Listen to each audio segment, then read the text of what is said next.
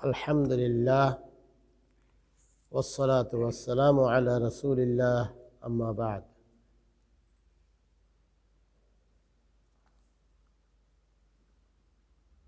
সূরাত আল ফুরকানের ৬৩তম আয়াত। সূরা আল ফুরকানের ৬৩তম আয়াত। আল্লাহ রাব্বুল আলামিন ইরশাদ করেন, আউযু বিল্লাহি মিনাশ শাইতানির রাজীম ওয়া ইবাদুর রহমান, এবং রহমানের বান্দাগণ। আব্দুন অর্থ দাস বা বান্দা। আব্দুনের বহুবচন হলো ইবাদুন, বান্দাগণ, বান্দারা। রহমানের বান্দাগণ তারাই আল্লাযীনা ইয়ামশুনা আলাল আরদি হাওনান, যারা জমিনের উপর বিনম্রভাবে চলাফেরা করে। এই আয়াত থেকে আল্লাহ সুবহানাহু ওয়া তাআলা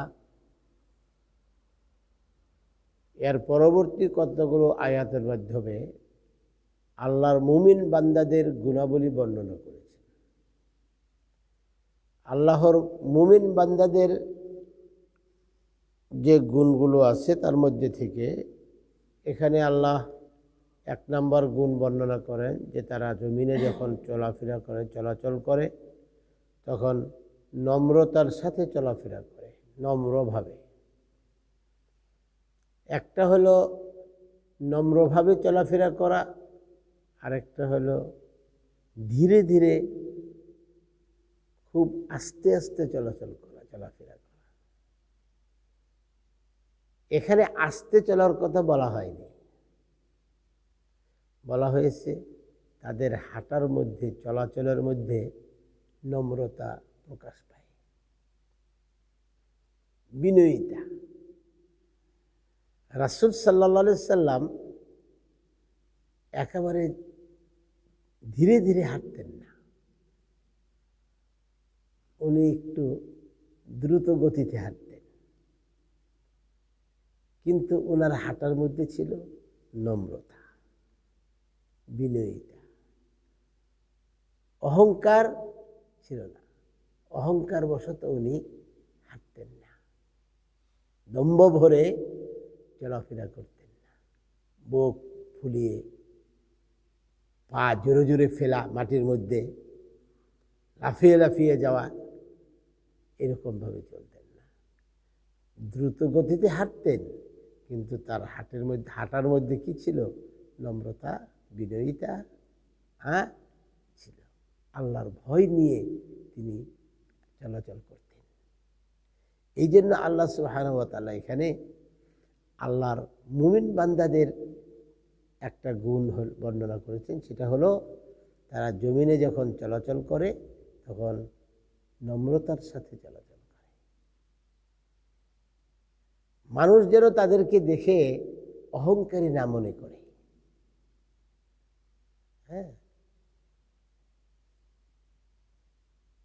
রাস্তা দিয়ে যাচ্ছে, অন্য মানুষকে, সাধারণ মানুষকে মানুষই মনে করে না।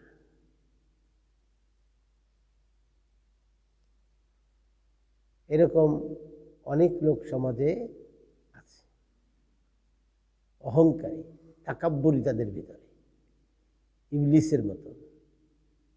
এই জন্য আল্লাহ রাব্বুল আলামিন তার প্রিয় বান্দাদের, মুমিন বান্দাদের গুণ বর্ণনা করেছেন যে তারা জমিনে চলাচলের সময় নম্রতার সাথে চলে।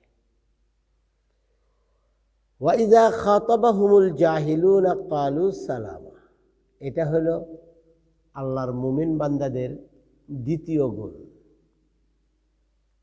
আল্লাহর মুমিন বান্দাদের দ্বিতীয় গুণ হলো যখন মূর্খরা তাদের সাথে কোনো আক্রমণাত্মক কথাবার্তা বলে বা অশালীন কথাবার্তা বলে, তখন তারা তাদের জবাবে বলে সালাম,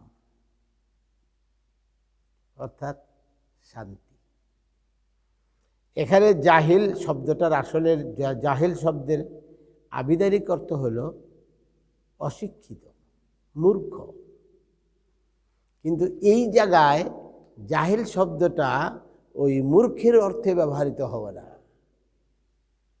এখানে ব্যবহার হবে যারা মূর্খতার কাজ ও মূর্খতা প্রসূত কথাবার্তা বলে, তাদের কাজকাম মূর্খ লোকের মতো এবং তাদের কথাবার্তা মূর্খদের মতো।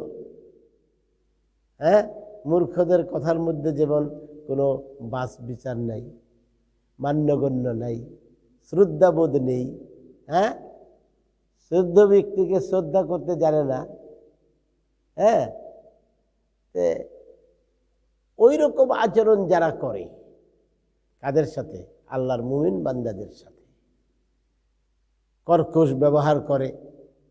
হ্যাঁ, তারা আসলে মূর্খ নয়, তারা বিদ্বান, তারা জ্ঞানী, তারা বুদ্ধিজীবী, কিন্তু তাদের কথাবার্তা, তাদের আচার আচরণ, তাদের কাজকামগুলো মূর্খদের মতো।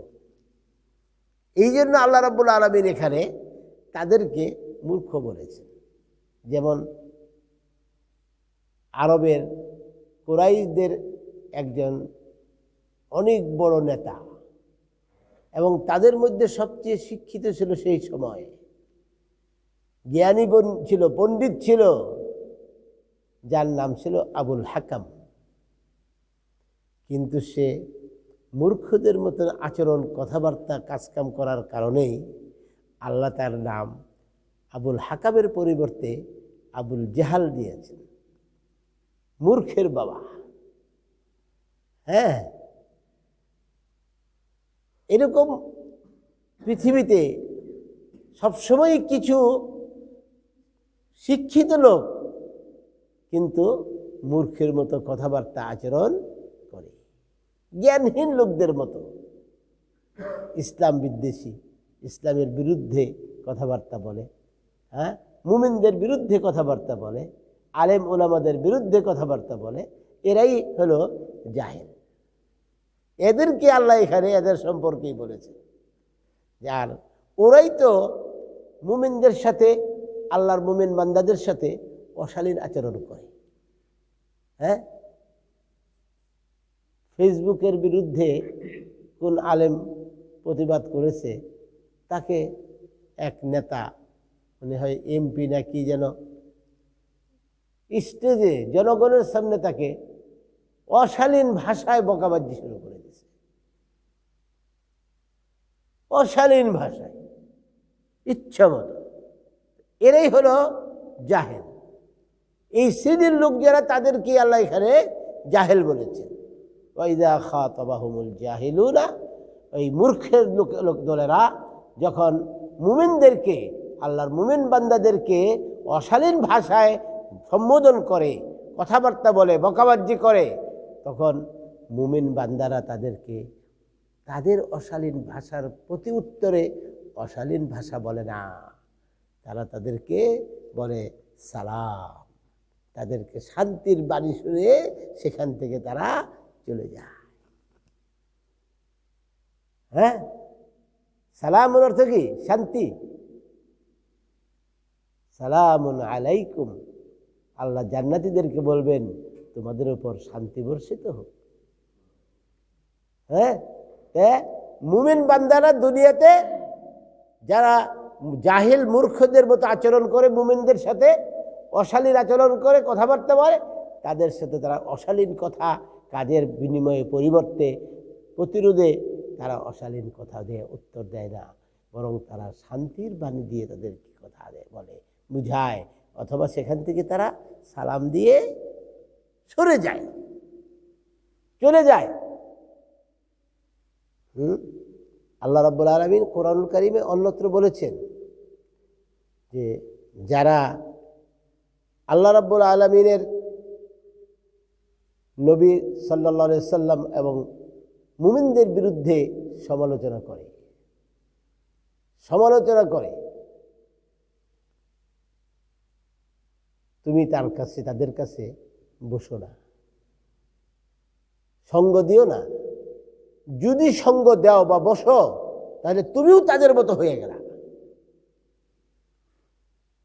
তাহলে মুমিনরা কি করবে?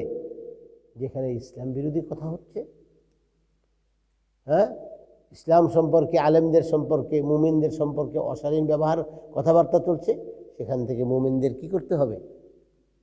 আস্তে করে সরে যেতে হবে। যদি সম্ভব হয় সুন্দরভাবে, হ্যাঁ, তার প্রতি উত্তর করবে। আর যদি সম্ভব না হয়, পরিবেশ না থাকে, কথা বলবে না, সেখান থেকে সরে যাবে। ওয়াইদা খাতাবাহুমুল জাহিলুনা ক্বালু সালামা। হ্যাঁ, এখানে বলা হয়েছে যে কুরআনুল কারীমের অন্যত্র আল্লাহ রাব্বুল আলামিন বলেছেন, আর যখন তারা কোনো বেহুদা কথা বলে বা শুনে তা উপেক্ষা করে যায়, মুমিনগণ যদি কোনো বেহুদা অহেতুক অনর্থক কথাবার্তা হচ্ছে কোথাও, চার স্টলে বসে, হয় না, গল্প গুজব অথবা গীবত, এই রাজনৈতিক গল্প আলাপ আলোচনা হচ্ছে, উমুকে এই করলো, উমুকে এই করলো, উমুক দল এই করলো, উমুক দল এই করলো, লাভ নাই। হ্যাঁ, এগুলো হলো অহেতুক কথাবার্তা। এই অহেতুক কথাবার্তা যখন শুনে মুমিনরা, তখন সেগুলোকে উপেক্ষা করে চলে, এড়িয়ে চলে, সেগুলোকে এড়িয়ে চলে। বলে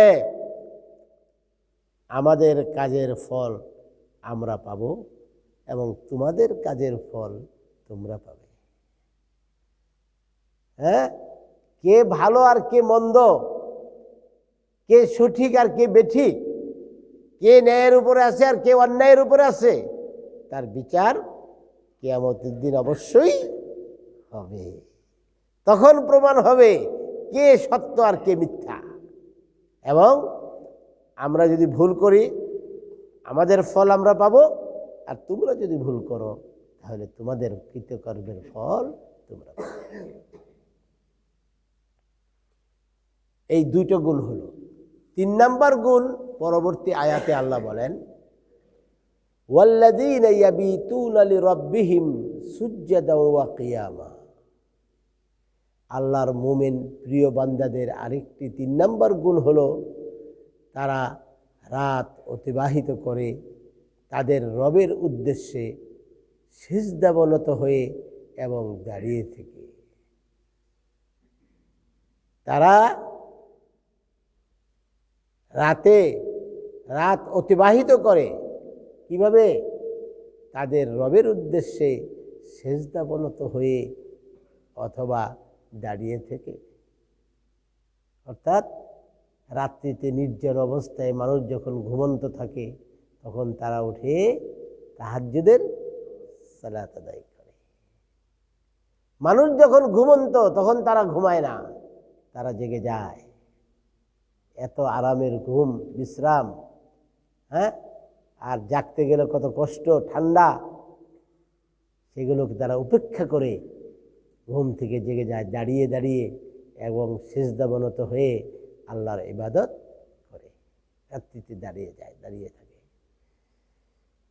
এখানে তাহাজ্জুদের সালাতের কথা বলা হয়েছে। যারা মুমিন তারা তাহাজ্জুদের সালাত আদায় করবে। রাসূলুল্লাহ সাল্লাল্লাহু আলাইহি ওয়াসাল্লাম বলেছেন, নিয়মিত তাহাজ্জুদ আদায় করো। রাসূল সাল্লাল্লাহু আলাইহি ওয়াসাল্লাম বলেছেন, নিয়মিত তাহাজ্জুদ আদায় করো, কেননা এটা তোমাদের পূর্ববর্তী সকল নেককারদের অভ্যাস ছিল। কেননা এটা তোমাদের পূর্ববর্তী বলতে কি, আদম আলাইহিস সালাম থেকে যত নেককার মনুষ্য চলে গেছেন, তাদের এটা অভ্যাস এবং নিয়ম ছিল। তারা রাত্রের একটা অংশ, শেষ অংশ তারা ঘুমিয়ে থাকতো না, বিছানায় তাদের শরীর থাকতো না, তারা উঠে যেত। সূরা সাজদাতে আল্লাহ রাব্বুল আলামিন বলেছেন, মুমিনদের গুণাবলী বর্ণনা করতে গিয়ে, যে মুমিনরা তাদের শরীরকে বিছানার থেকে আলাদা করে নেয়। অর্থাৎ বিছানায় তারা শুয়ে থাকে না, উঠে যায় এবং তারা আল্লাহর ইবাদতে মশগুল হয়। এরপর রাসূলুল্লাহ সাল্লাল্লাহু আলাইহি সাল্লাম আরও বলেছেন, এটা তোমাদেরকে আল্লাহ তাআলার নৈকট্য দানকারী। এই নামাজ, তাহাজ্জুদের নামাজ আল্লাহ তাআলার নৈকট্য দান করে মুমিনদেরকে। যারা তাহাজ্জুদের সালাত আদায় করে তারা আল্লাহ তাআলার নৈকট্য লাভ করে, আল্লাহর নৈকট্য লাভ করে। আর কি? মন্দ কাজের কাফফারা। এই তাহাজ্জুদের নামাজ হলো মন্দ কাজের কাফফারা এবং গুনাহ থেকে নিবৃত্তকারী, গুনাহ থেকে বান্দাকে ফিরায়। যারা তাহাজ্জুদের সালাত আদায় করে তারা গুনাহ করে না, গুনাহ করতে পারে না। এই সালাতেই তাদেরকে গুনাহর কাছ থেকে ফিরিয়ে রাখে। রাসূলুল্লাহ সাল্লাল্লাহু আলাইহি ওয়াসাল্লাম এই মর্মে আরও বলেন, যে ব্যক্তি ঈশার সালাত জামাতে আদায় করে সে যেন অর্ধরাত্রি ইবাদতে অতিবাহিত করেছে। যে ব্যক্তি ঈশার সালাত জামাতে আদায় করে মসজিদে গিয়ে সে যেন অর্ধরাত্রি আল্লাহর ইবাদতে অতিবাহিত করেছে।